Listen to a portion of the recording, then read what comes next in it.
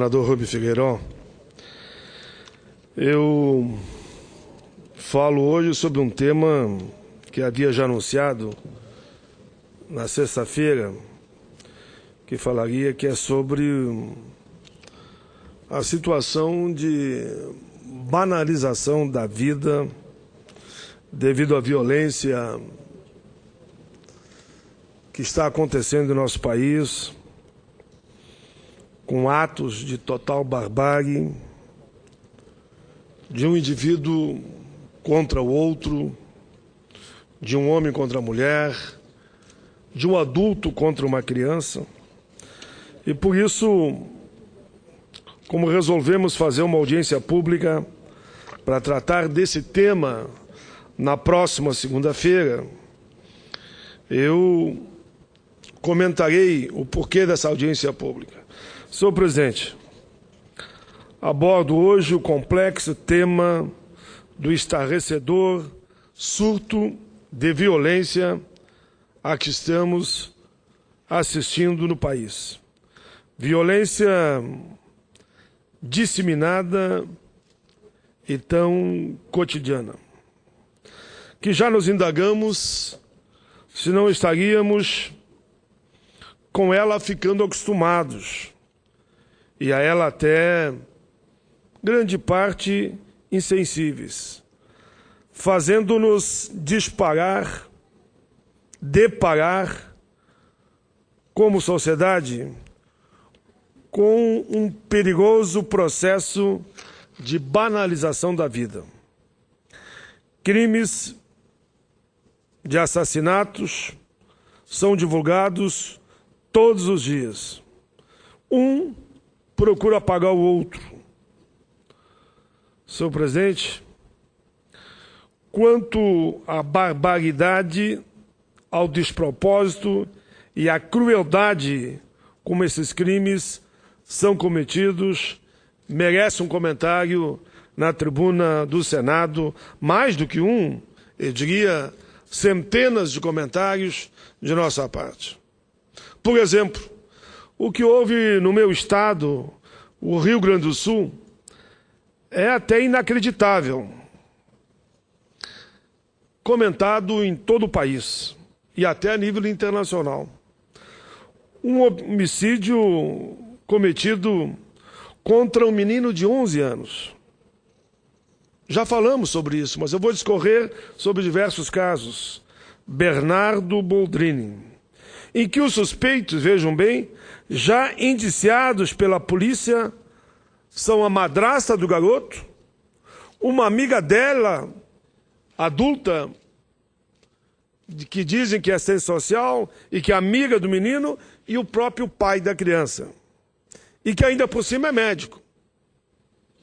E que é indiciado e é comentado por todo o Rio Grande que ele é quem indicou o tipo de injeção que tinha que dar.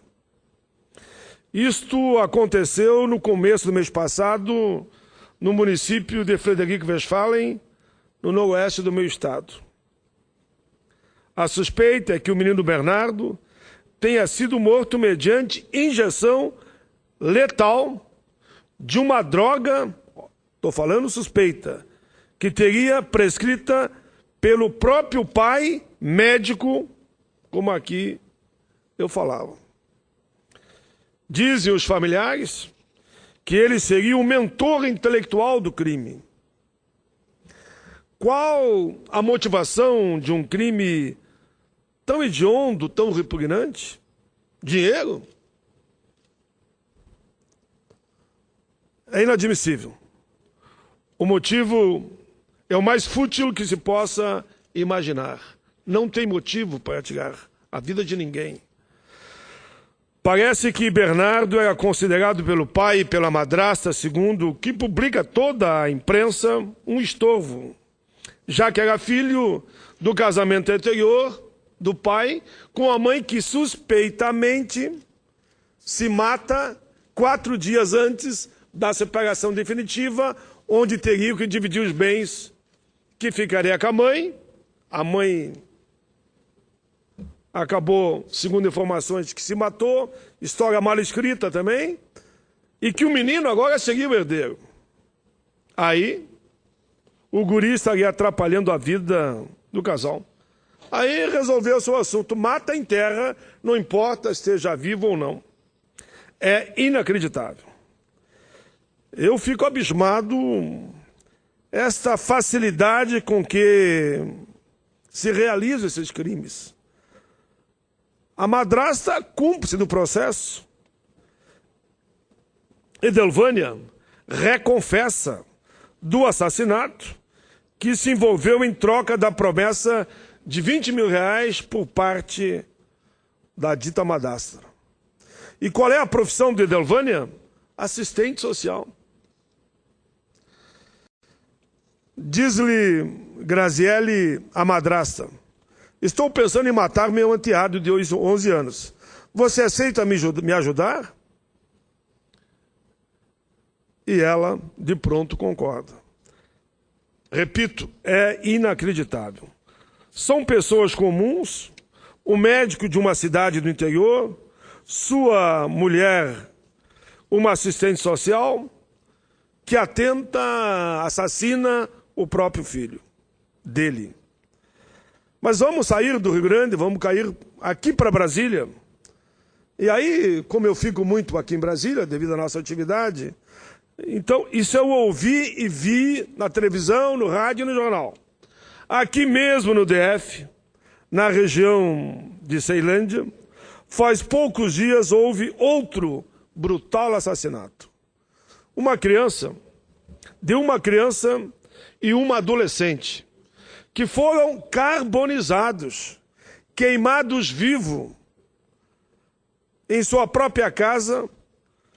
O assassino, um rapaz de 28 anos, artesão, sem antecedentes criminais, motivo, uma dívida de R$60, não paga pelo irmão mais velho das vítimas. Novamente, motivo torpe. Novamente, a banalização da vida humana. A criança, senhor presidente, um menino de 9 anos. A adolescente tinha 13. Tiveram as mãos amarradas pelo assassino, que escorou os móveis na porta para impedir que as crianças fugissem do quarto em chamas. O rapaz, o criminoso, bárbaro, repito, não tinha antecedentes criminais.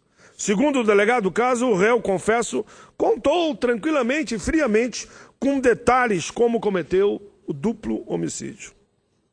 Não demonstrou arrependimento, não chorou, não passou nenhuma emoção.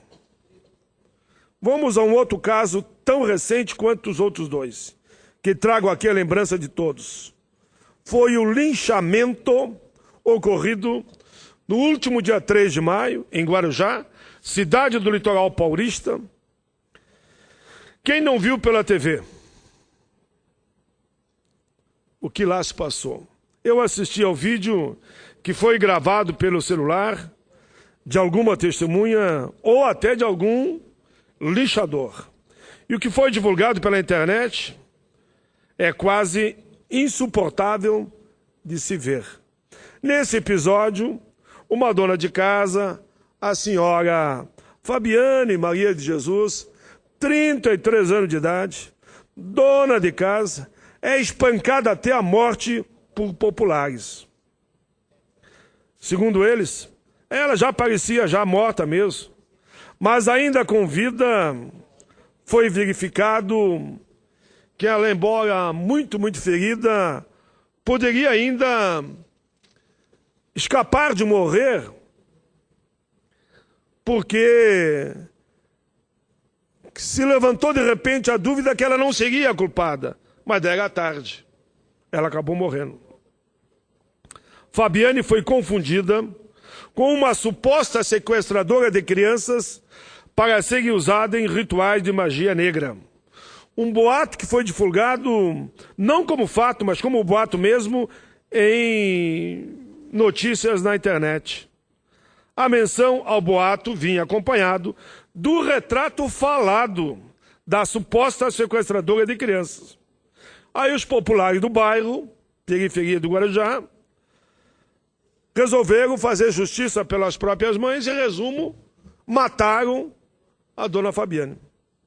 Porque havia semelhança entre ela e o retrato falado.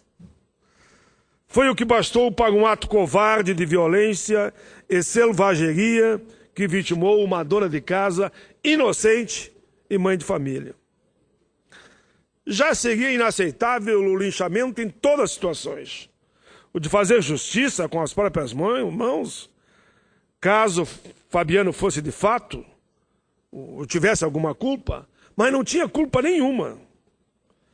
Senhor presidente, o triste episódio ocorrido, um retroceder radical do nível civilizatório a que chegamos, pois uma das características fundamentais da civilização é o deslocamento que surge em algum momento na história do poder punitivo, desde a mão dos particulares para a instituição do Estado, que avoca a si o monopólio do poder punitivo.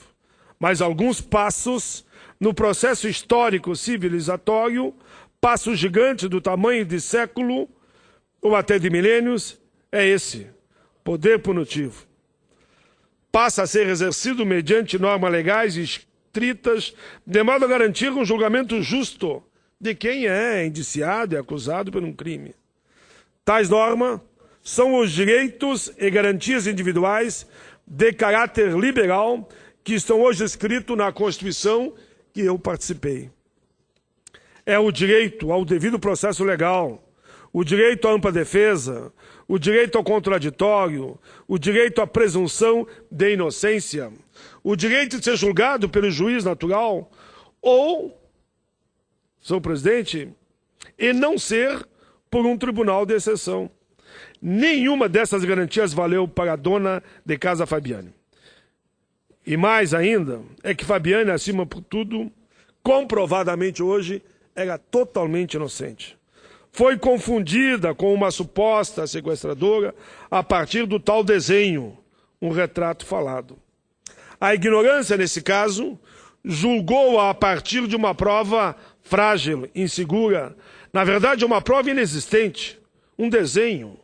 Condenou-a à pena de morte, antecedida de maus tratos. E ela, assim, foi executada. Pena capital. Senhor presidente, às vezes eu me pergunto e penso comigo mesmo o que dizer. Confesso que não sei o que dizer. Estou aqui na tribuna do Senado da República e isso pode estar acontecendo agora, nesse momento, em alguma parte do nosso país. E eu não sei o que dizer. Esse meu discurso na tarde de hoje, entendo necessário. Gostaria muito de não estar o fazendo. Mas é uma realidade. Não sei qual é a solução. O que estou fazendo aqui? Um lamento? Chorando? Sendo solidário? Só isso não resolve. Apesar de a população estar estarrecida, só a solidariedade que vamos prestar aos familiares, o voto de pesar, aos familiares, aos amigos. Mas, enfim, 3 assassinatos que eu li aqui rapidamente, cometidos, todos eles, há poucos dias. Há uma inconformidade que tenho certeza, não só minha, é de todos os brasileiros que tomaram conhecimento desses fatos horríveis.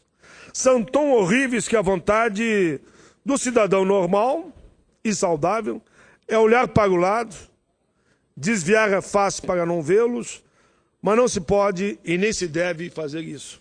Alguém já disse que um dos maiores defeitos de nós todos, eu digo também, como alguém diria, de nós outros, é a indiferença. É fazer de conta que você não viu. É fazer de conta que você não percebeu que isso está acontecendo entre nós, humanos, que nem os animais fazem isso. Os animais matam para comer, para sobreviver. Mas, enfim, quando falamos nisso, para que, quem sabe, por meio da consciência coletiva, ajudar na indignação, ajudar no nível de consciência e apontar, quem sabe, como eu digo sempre, além do horizonte, um pouco de esperança para que diminua a violência. Os 3 casos, claro, requerem punição exemplar, não resta dúvida. E tem-se de garantir todos os direitos individuais que culminam num julgamento justo de acordo com a lei. Nem a eles eu não quero a pena de morte. Eu quero dar a eles, para eles aprenderem que eles serão julgados e poderão ficar a vida toda na prisão. Mas não faremos com eles o que eles fizeram com esses inocentes. Que seja tudo de acordo com a lei.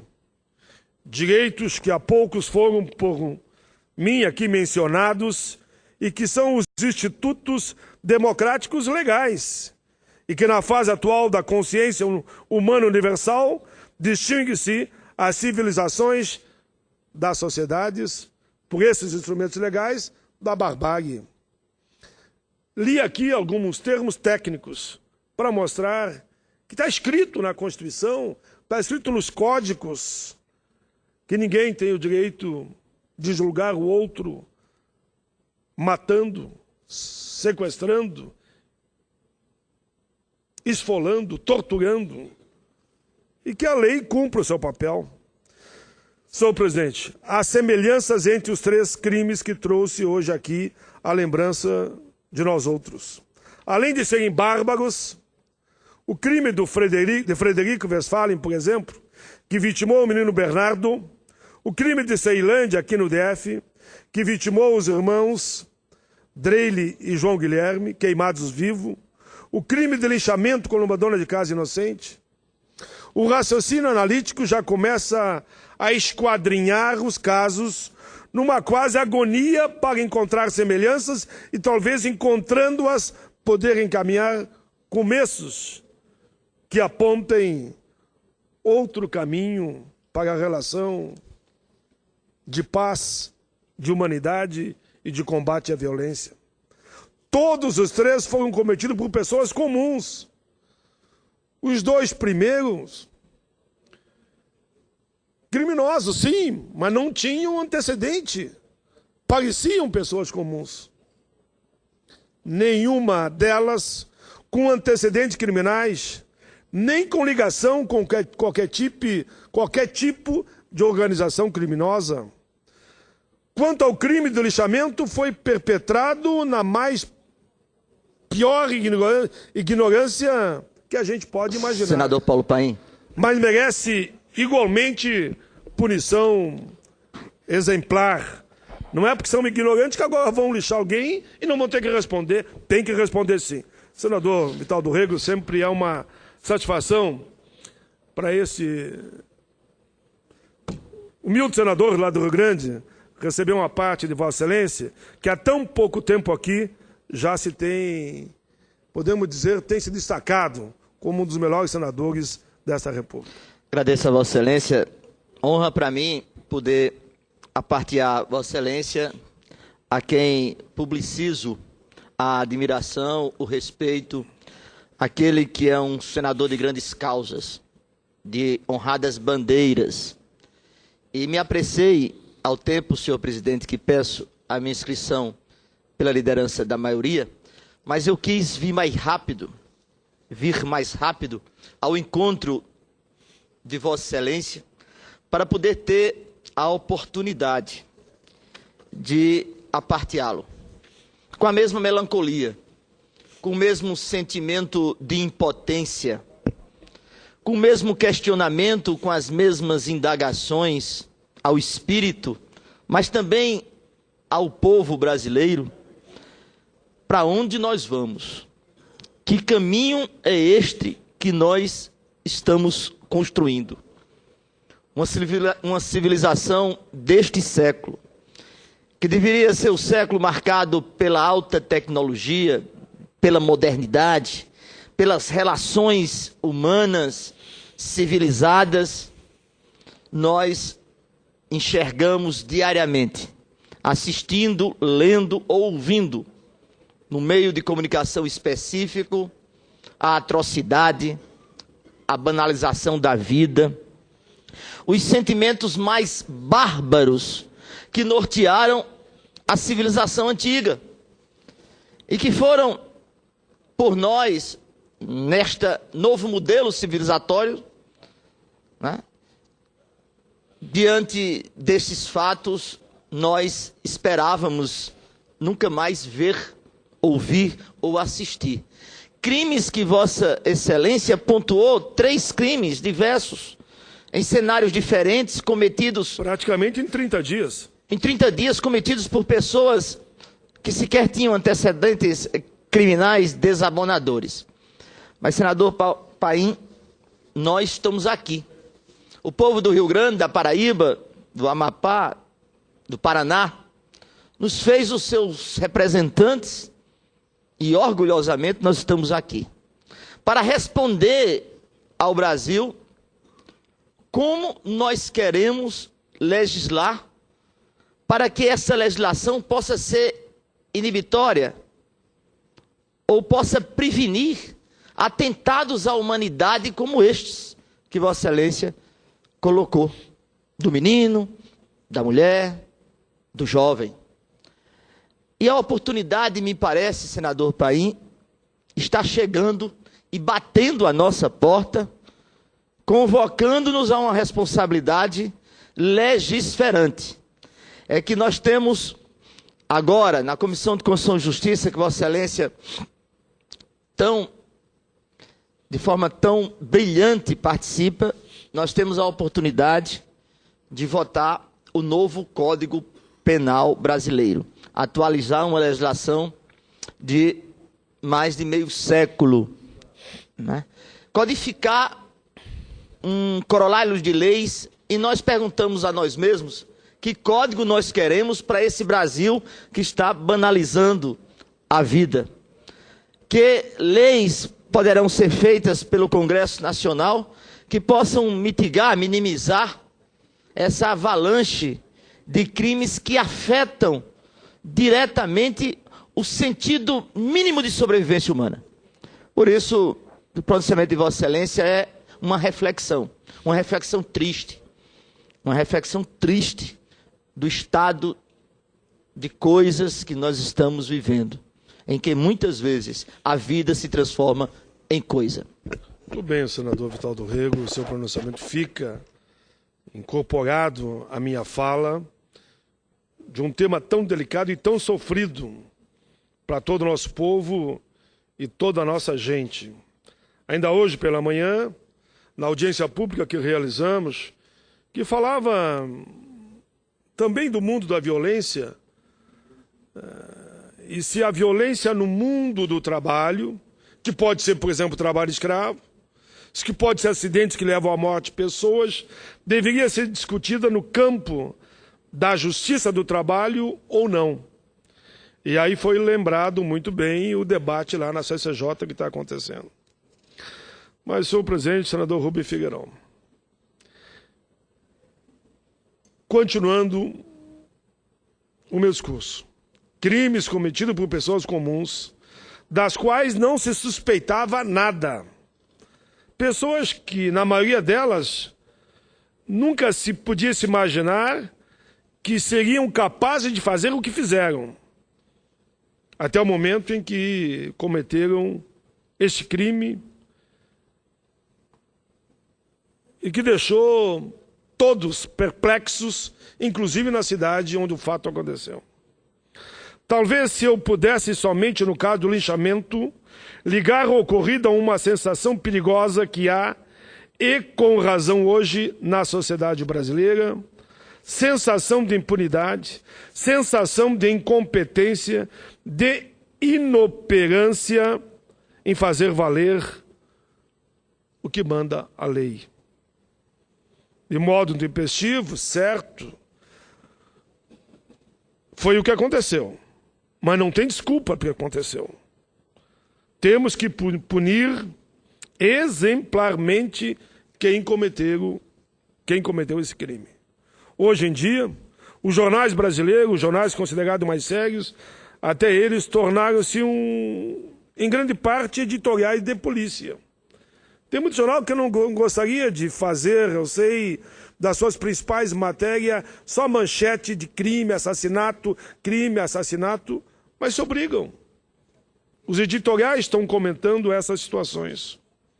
Ou o que lemos são crimes de sangue, ou o que lemos são crimes contra o patrimônio público, ambos banalizados. Mas, senhor presidente, claro, isso poderia fazer que eu ficasse na tribuna horas e horas para falar desses crimes. Mas esse foi, como disse bem o senador Vital do Rego, apenas um discurso de indignação. Para finalizar, informo que solicitei uma audiência pública na CDH sob o título A Banalização da Vida, o Mapa da Violência. O requerimento foi aprovado. É intenção nossa reunir aqui na Comissão de Direitos Humanos, e tenho certeza, senador, lá na CCJ também, em parceria, renomados especialistas para discutir o tema e analisar as evidências. Gostaria muito, senador Vital do Rego, que a gente pudesse fazer, quem sabe, uma reunião conjunta, direitos humanos, e eu combinaria com Vossa Excelência uma data, e CCJ. Porque lá, que no fundo, vamos aprofundar a questão penal mesmo, né? Não é na CCJ. CCJ vamos discutir o que aconteceu e a falta, como é que chama? A falta não, a agressão aos direitos humanos, ao crime cometido. Enfim, o que leva o indivíduo a banalizar a vida dessa forma. Serão convidados para o debate primeiro, olha bem quem eu convidei, quem nós convidamos. Dr. Júlio Jacob Weisselfix, autor do livro Mapa da Violência 2013, Dr. Guilherme Assis de Almeida, professor e pesquisador do Núcleo de Estudo de Violência da USP, autor do livro Violência Urbana, um representante do Ministério da Justiça, oxalá o ministro, um representante da Secretaria de Direitos Humanos da Presidência da República, o doutor Antônio Geraldo da Silva, presidente da Associação Brasileira de Psiquiatria, ou seja, um psiquiatra. Isso tem que entrar no campo da psiquiatria. O departamento forense que trata da violência e a senhora Marisa Monteiro Borges, presidente do Conselho Federal de Psicologia. Tem que entrar no campo da terapia, da psicologia, dos direitos humanos, da justiça, de especialistas, de psiquiatras, porque não dá para ficar olhando e não fazer nada. Pelo menos, senhor presidente, vamos, com esse grupo de especialistas, nas mais variadas áreas, vamos aprofundar um debate, como aqui foi dito, para onde estamos indo, o que nós queremos. É esse o mundo que vamos deixar para os nossos filhos e netos? Onde a violência vai descampando sem limite, se espraiando, como diz o meu amigo Olívio Dutra, por todos os recantos do Brasil? Claro que não, senhor presidente. Por isso faremos essa reflexão nessa audiência pública, oxalá conjunta, de direitos humanos com a CCJ para apontar caminhos que tirem a nossa gente desta situação de crueldade absoluta, que muitos dos crimes são antecedidos de tortura. O menino praticamente foi torturado e há quem diga que foi enterrado vivo. Esta senhora em São Paulo foi para o hospital aos pedaços. Viveu ainda um dia e meio e faleceu. E os dois, e a criança e a adolescente, o menino e a adolescente aqui, foram amarrados, fechados num quarto e tocado fogo na casa. Calcule a agonia dessas crianças morrendo queimados vivos.